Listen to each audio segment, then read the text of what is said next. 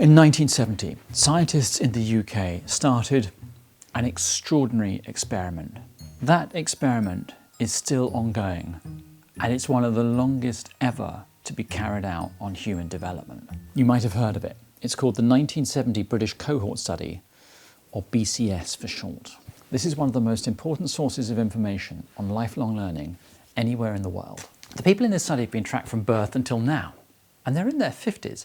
And what scientists have discovered from their lives, well, it's certainly eye-opening, and in some cases, shocking. They've discovered how to make yourself smarter. The analysis shows that there are certain habits, well, one in particular, that can reshape your future, boost your intelligence, and, well, change the entire trajectory of your life. What is it? The answer is in this envelope, which we'll open at the end. But for now, you and I are going to figure out what it could possibly be.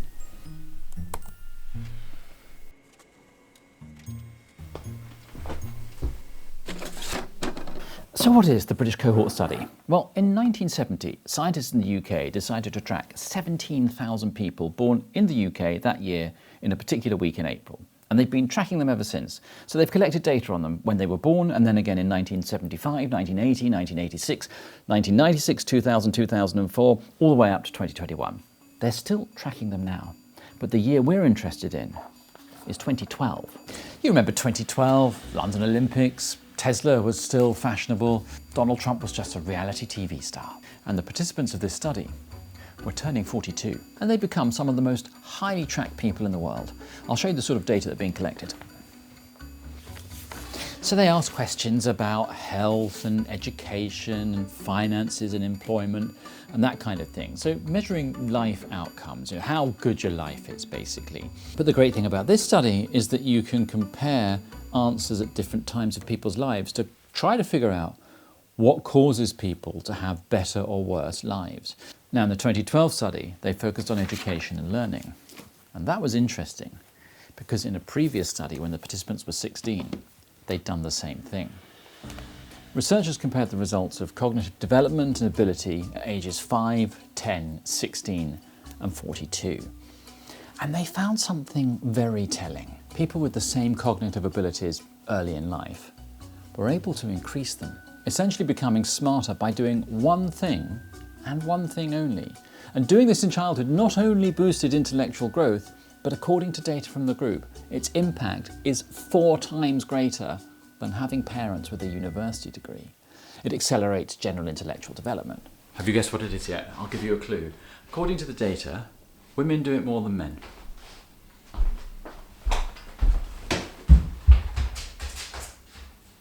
The results from the study are very clear.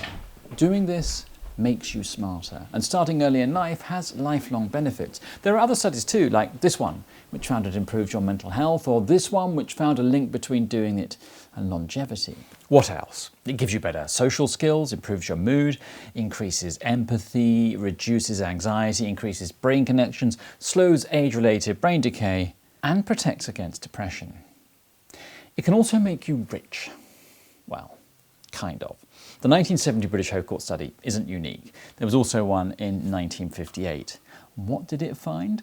Children who were just one level ahead with this skill at age 7 earned £5,000 more per year by the age of 42. Now, you might be thinking, maybe these kids were just naturally smarter. Maybe intelligence explains their higher earnings. But no, because the link remained even after controlling for intelligence and family background and years in education. In other words, this alone predicted higher earnings in adulthood. Right, I'm not going to keep you in suspense any longer. I'm going to open the envelope, but before I do, once you know the answer, there's something else you need to know because, well, there's a massive problem related to this. Are you ready? Let's do it. What are you doing? I'm learning back-end development. You look bored. Yes I am. You should use boot.dev, the sponsor of this video. There are 2 ways to learn back-end development.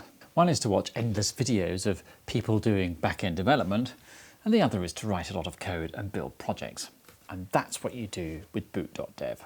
You'll learn from start to finish. Which programming languages? Python and Go. Doing it this way is not boring, which means you'll stick with it and reach your goals. And that's the smartest way to do it.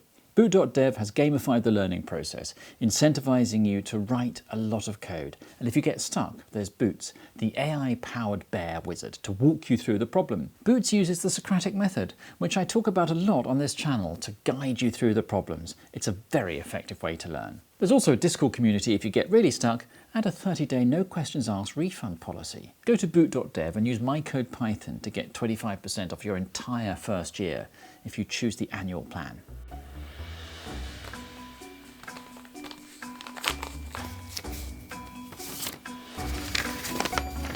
Childhood reading predicted adult job prestige and socioeconomic status more powerfully than family wealth or intelligence.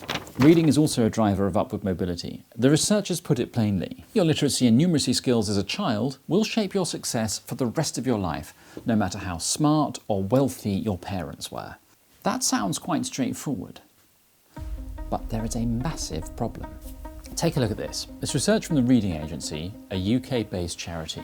Its aim is to empower people to read more. In 2024, they released the State of the Nation's Adult Reading Report. I'll summarise it for you. Reading is in steep decline, particularly among people aged 16 to 24. A quarter of this group never read for pleasure, and half of the entire UK adult population says they don't read regularly. Can you guess why? Look at this graph. It's the top 6 reasons that lapsed readers give for what's stopping them reading. At number 1 here, what is it? Can you guess? Yeah, it's social media. These findings are replicated over and over again in study after study. Maybe people's reading habits are changing. Maybe they're reading the same just on digital devices. But that's not the case. Long-form reading in any format is dropping. It's easy to blame social media for all of this, and it plays a significant role. But there are other factors too.